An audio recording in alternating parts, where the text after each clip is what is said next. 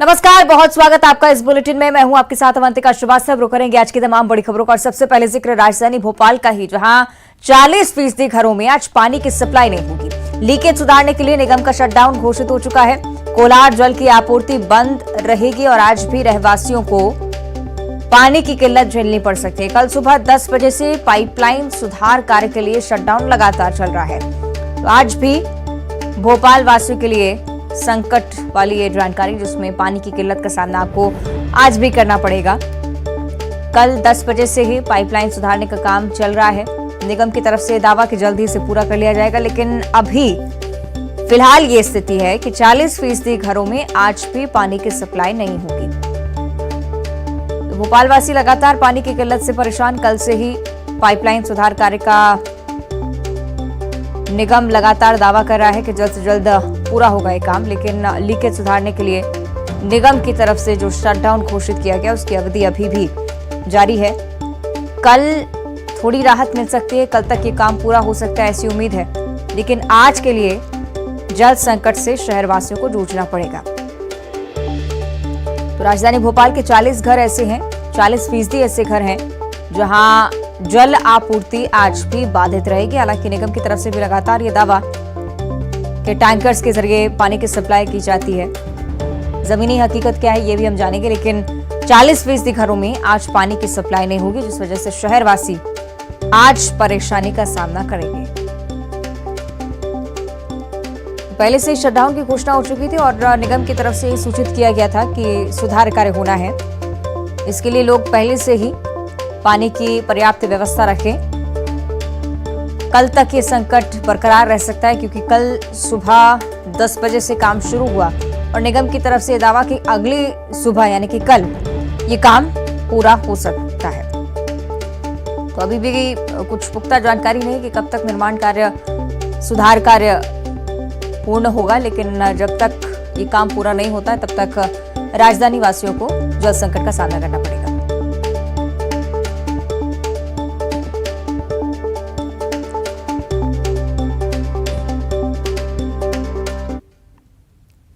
चलिए और ज्यादा जानकारी इस पर हम लेंगे। सहयोगी शैलेंद्र भदौरिया भोपाल से हमारे साथ लाइव जुड़ रहे हैं, उनका हम रुख कर लेते हैं। शैलेंद्र, जल संकट, राजधानी भोपाल के 40% घरों में पानी की आपूर्ति नहीं, लेकिन जमीनी हकीकत क्या है? क्या निगम की तरफ से कोई वैकल्पिक व्यवस्था?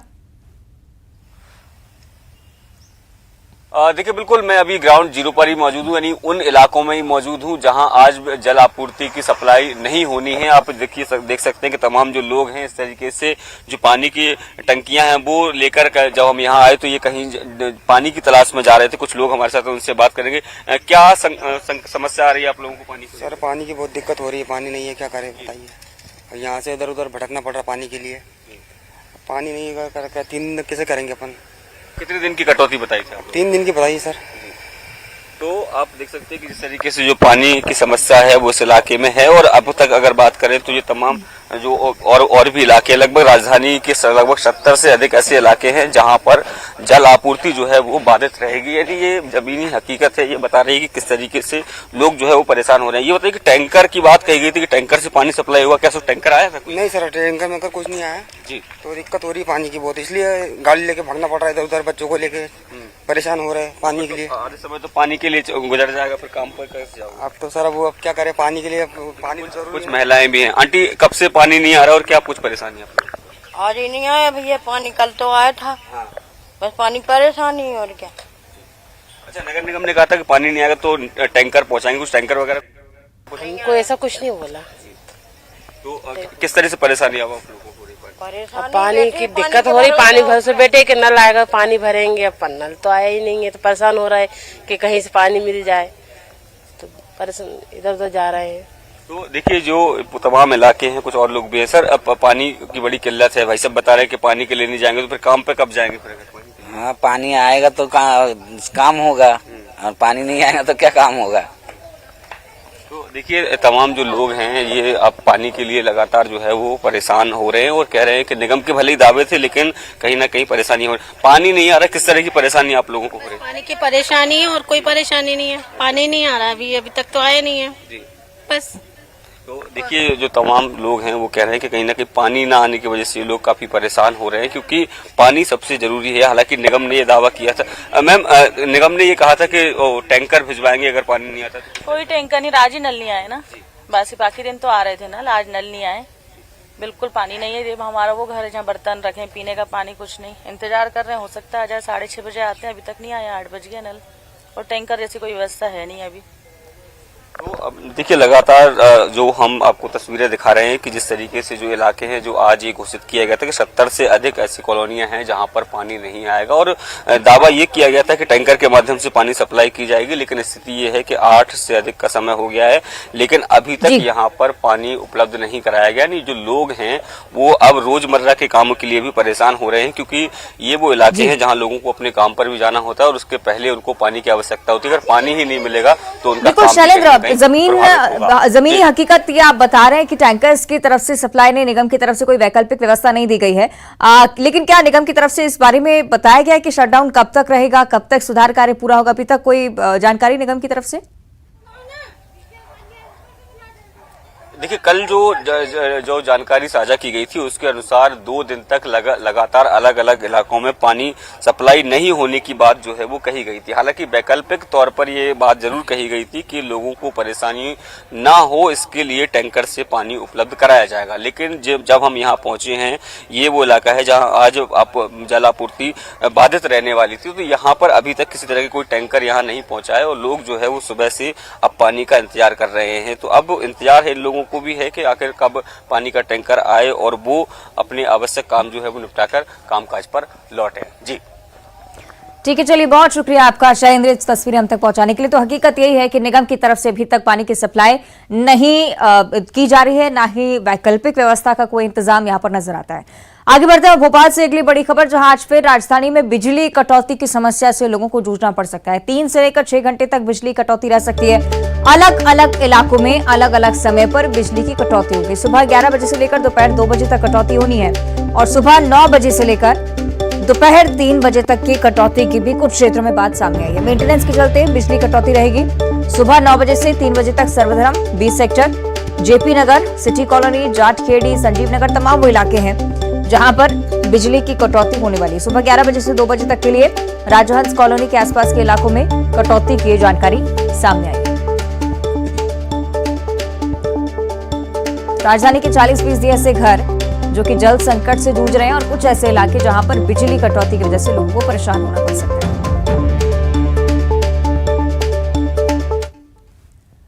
और राजधानी रायपुर का अब जिक्र करेंगे, जहां आज कई इलाकों में पानी की सप्लाई बाधित रहेगी। 4 पानी टंकियों से आज शाम पानी की सप्लाई नहीं होगी।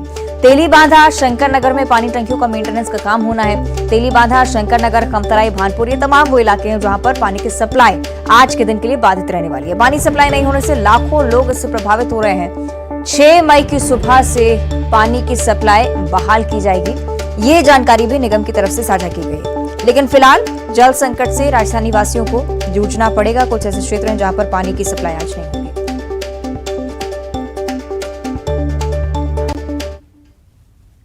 तो कौन से वो क्षेत्र हैं जहां पर पानी की सप्लाई आज नहीं होगी, इसको लेकर हम ज्यादा जानकारी लेंगे। सहयोगी ममता हमारे साथ लाइव जुड़े हैं, उनका हम रुख कर लेते हैं।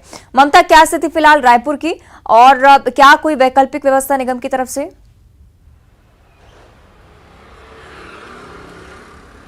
बिल्कुल, देखिए राजधानी रायपुर में 4 जो पानी टंकी है उससे पानी की सप्लाई नहीं हुई होगी और उसके चलते शंकर नगर, खमतराई, भनपुरी और तेली बांधा यहाँ पर जो है लोगों को दिक्कतों का सामना करना पड़ सकता है। आज तेज़ धूप भी है और गर्मी का मौसम है और ऐसे में ज़ाहिर तौर पर दिक्कतें लोगों की होंगी। लेकिन हालांकि कह रहे हैं कि टैंकर की जो व्यवस्था है वो की जा रही है और कल सुबह तक के मरम्मत कार्य पूर्ण हो जाएगा। असल में ओवरहेड टैंक में लीकेज मरम्मत का काम जो है वो चल रहा है। ये सारी चीज़ें जो है अमूमन अगर हम बात करें तो गर्मी के पहले हो जाना चाहिए, लेकिन अमूमन देखने में आया है कि ऐसे समय में जब पानी का संकट सबसे ज़्यादा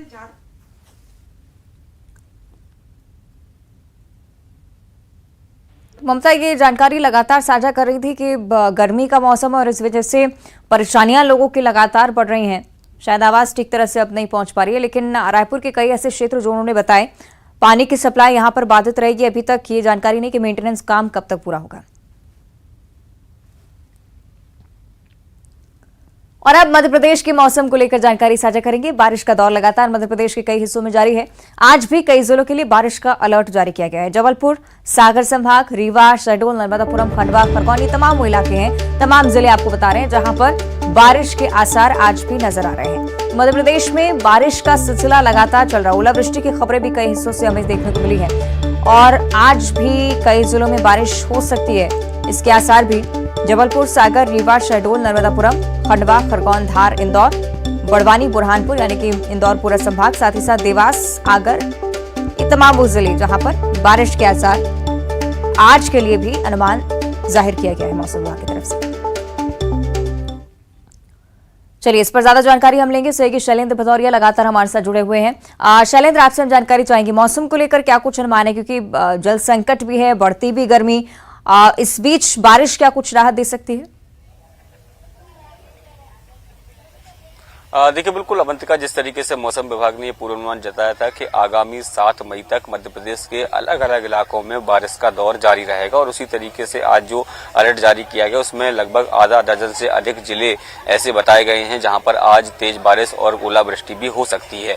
जिस तरीके से पश्चिमी विक्षोभ सक्रिय हो रहा है मध्य प्रदेश में, 3 अलग अलग जो सिस्टम बन रहे हैं उसके चलते लगातार बारिश हो रही है। हालांकि पिछले 2 दिनों में देखें तो बारिश जो है वो कम दर्ज की गई, जिसके चलते जो तापमान 30 से 35 डिग्री के आसपास हो गया था, अब वो बढ़कर एवरेज तापमान लगभग 37 डिग्री के आसपास हो गया है। यानी धीरे धीरे जो है वो जो गर्मी है वो अपने अब ऊपर, तापमान जो है वो ऊपर उठ रहा है। तो ये कहीं ना कहीं अच्छे संकेत भी हैं, क्योंकि मई के महीने में यदि अब गर्मी नहीं पड़ेगी तो आने वाले समय में बारिश जो है वो कम होगी। और ऐसे में मौसम विभाग का भी ये मानना था कि हालांकि पश्चिमी विक्षोभ के चलते या जो पश्चिमी डिस्टर्बेंस है उसके चलते बारिश हो रही है, लेकिन इस बारिश की मई में कोई आवश्यकता नहीं थी। हालांकि आपने जिस तरह का जिक्र किया कि पानी की समस्या भी आज राजधानी भोपाल में है और ये बात सही है कि अगर अधिक से अधिक जल बारिश अगर होगी तभी यहाँ पर आपूर्ति पूरी तरीके से हो सकती है। लेकिन फिलहाल अगर बात करूं तो चाहे नर्मदा से भोपाल में पानी सप्लाई होता है या दूसरे जो अन्य जल स्रोत है उनमें पर्याप्त पानी है, यानी पानी की किल्लत जैसी कोई स्थिति राजधानी भोपाल में नहीं है। लेकिन चूंकि कई पाइपलाइन हैं जो खराब हो चुकी थी, उसके चलते जो है कहीं ना कहीं ये जो सप्लाई है वो बाधित हुई है। फिलहाल अभी 7 मई तक इसी तरीके की बारिश का जो सामना जो है वो मध्य प्रदेश वासियों को करना पड़ेगा। हालांकि अब जो बारिश है वो थोड़ी सी कम होती नजर आ रही है, जिसके चलते तापमान भी अब लगातार बढ़ रहा है। जी ठीक है, बहुत शुक्रिया आपका शैलेंद्र इस पूरी जानकारी के लिए। तो मध्य प्रदेश में बारिश का दौर जारी रहने वाला है, इस बारे में भी जानकारी हमारे सहयोगी साझा कर रहे थे। आगे बढ़ते रायपुर से अगली बड़ी खबर की ओर बढ़ेंगे, जहां अगस्त से बस्तर रायपुर रेल लाइन का काम शुरू होना है। रायपुर और बस्तर को रेल लाइन से जोड़ने का काम होगा। रावघाट जगदलपुर रेल लाइन का निर्माण कार्य भी अगस्त से ही शुरू होगा। दिल्ली रेल भवन में जो बैठक हुई उसमें महत्वपूर्ण फैसला सामने आया है, यानी कि रेल यात्रियों के लिए लगातार कोशिश की जा रही है कि उन्हें सुविधा हो सके। बस्तर रायपुर रेल लाइन जिसका काम शुरू होना है, कई ऐसे हिस्से जहां पर रेल लाइन की सुविधा दी जानी है और इसे लेकर दिल्ली रेल भवन में जो बैठक हुई ये तमाम बड़े फैसले सामने आए। अगस्त से पूरा निर्माण कार्य शुरू होगा, ये जानकारी है।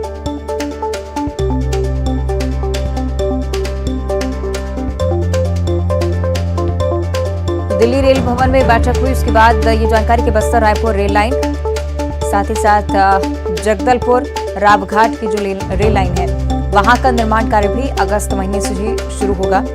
दिल्ली रेल भवन में ये बैठक हुई और बैठक के बाद ये बड़ा फैसला, रायपुर और बस्तर के बीच रेल लाइन का निर्माण कार्य अगस्त से। माननीय श्री अश्वनी वैष्णव जी से मुलाकात हुई और वर्षों से जो लंबित थी उस मांग को उन्होंने सहर्ष स्वीकृति दी। उन्होंने हमारे बस्तर के जगदलपुर से रावघाट की जो कहते हैं रेलवे लाइन है, उस रेलवे लाइन के लिए जो डीपीआर बनाने की बात थी, उस डीपीआर बनाने को उन्होंने जुलाई तक पूरा करने का आश्वासन दिया है और जल्द से जल्द दोनों ओर से इस कार्य को प्रारंभ किया जाएगा, ये इस बात का आश्वासन उन्होंने दिया है। उसके अलावा उन्होंने ये भी कहा कि हमारे धमतरी से लेकर के कांकेर कोंडा गांव को जोड़ने वाली जो रेलवे लाइन का, जो पुरानी रेलवे लाइन है, उसका भी सर्वे का काम शीघ्रता। तो आप देख रहे हैं बस्तर बीजेपी के नेताओं की तरफ से मुलाकात, रेल मंत्री अश्विनी वैष्णव की तरफ से अब स्वीकृति मिलना इस रेल लाइन को, उसके बाद अगस्त से निर्माण कार्य प्रारंभ होगा, ये भी जानकारी अब साझा की गई है।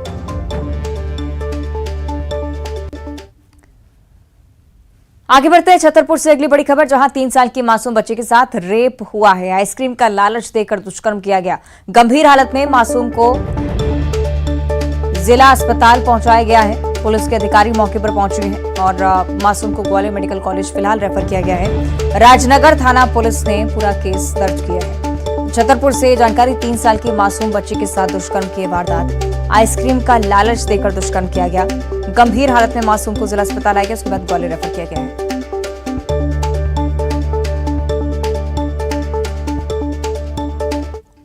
छतरपुर से सहयोगी नरेंद्र सिंह परमार हमारे से जुड़ चुके हैं। नरेंद्र, बेहद ही घिनौनी घटना, अब क्या कुछ जानकारी अभी तक और पुलिस की तरफ से क्या कार्रवाई?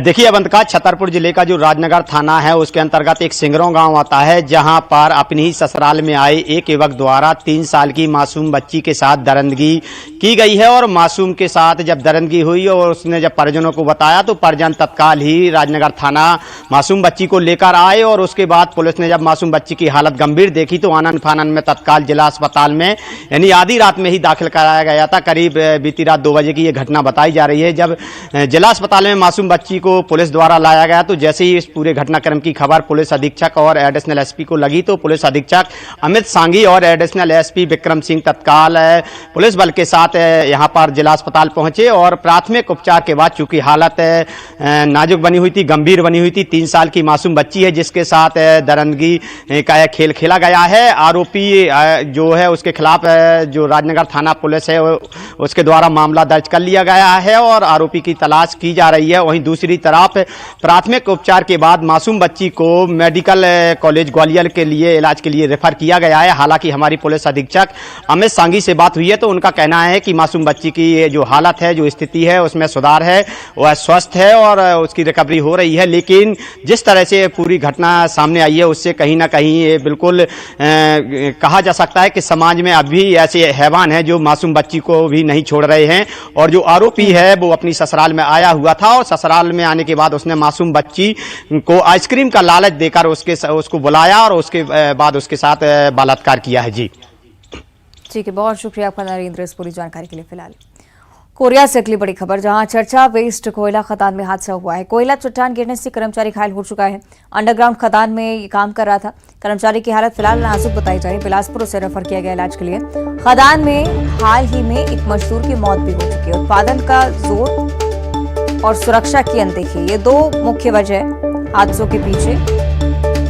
चर्चा वेस्ट कोयला खदान, जहां पर एक बार फिर से हादसे की जानकारी सामने आ रही है। लगातार लापरवाही यहां पर बढ़ती जा रही है। सुरक्षा की अनदेखी, उत्पादन पर जोर, ये 2 मुख्य वजह हादसों के पीछे। फिलहाल कर्मचारी की हालत फिलहाल नाजुक है, बिलासपुर रेफर किया गया है।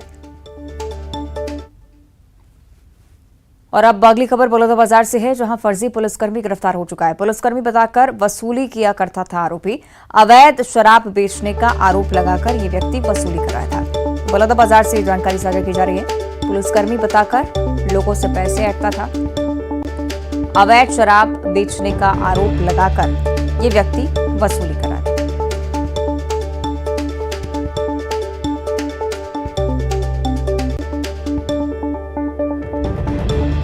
बलौदाबाजार से जानकारी, पुलिस ने आरोपी को गिरफ्तार कर लिया है।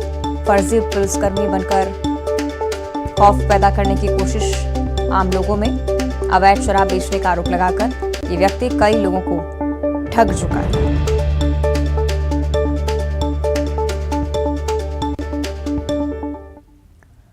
और अब रुक करेंगे कोरबा की ओर, जहां एक बेटे ने मां की हत्या कर दी है। मां की हत्या कर आरोपी बेटा फिलहाल फरार बताया जा रहा है। कोतवाली के राताखार की एक घटना है। मौके पर पुलिस की टीम पहुंची है। मामले की जांच में लगातार जुटी हुई। फरार आरोपी बेटे की तलाश में अब पुलिस लगातार जुटी हुई है। बेटे ने मां की हत्या की, लेकिन क्या विवाद रहा अभी तक इसकी पुष्टि नहीं हो पाई है। पुलिस की तरफ से भी अभी तक कोई बयान नहीं इसे लेकर। वजह का खुलासा अभी तक नहीं और इस वजह से वजह तलाशने के लिए पुलिस लगातार जुटी हुई है। बेटा भी फरार है। आरोपी बेटे की तलाश में भी पुलिस लगातार कार्रवाई कर रही है।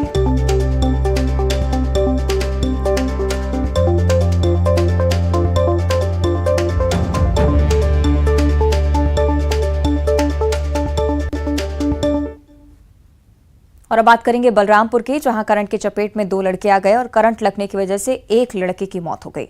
दूसरे को फिलहाल अस्पताल में भर्ती करवाया गया इलाज के लिए। टिल्लू पंप में करंट आने की वजह से पूरा हादसा हुआ।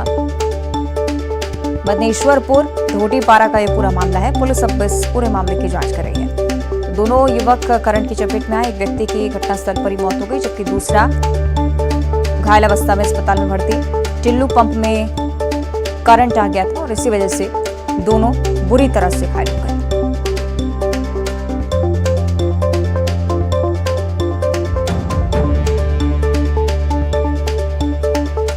करंट लगने की वजह से एक युवक की मौत हो चुकी है, जबकि दूसरा फिलहाल अस्पताल में भर्ती है। इलाज उसका लगातार जारी है।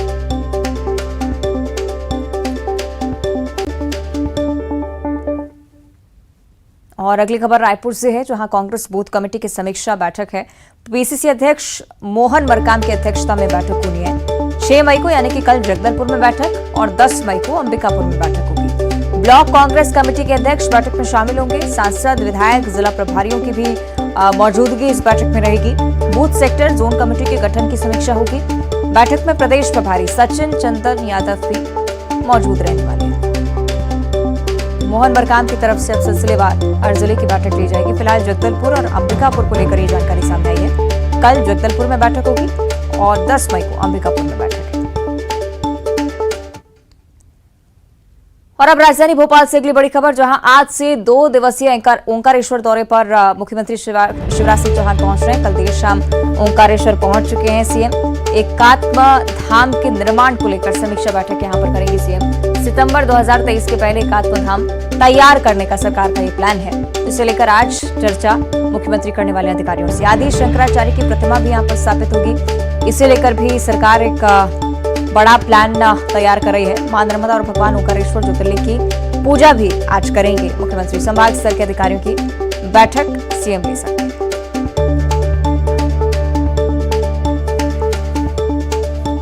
सीएम शिवराज सिंह चौहान के आज के दौरे को लेकर ये जानकारी आपके साथ साझा करें। एकात्म धाम के निर्माण को लेकर समीक्षा बैठक आज मुख्यमंत्री की।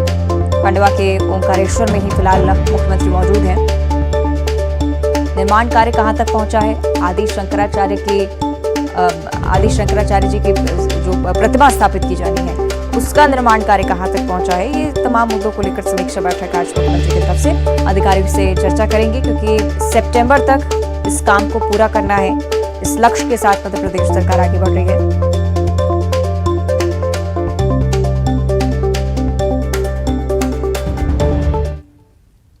और बुलेटिन में फिलहाल इतना ही। खबरें लगातार जारी हैं।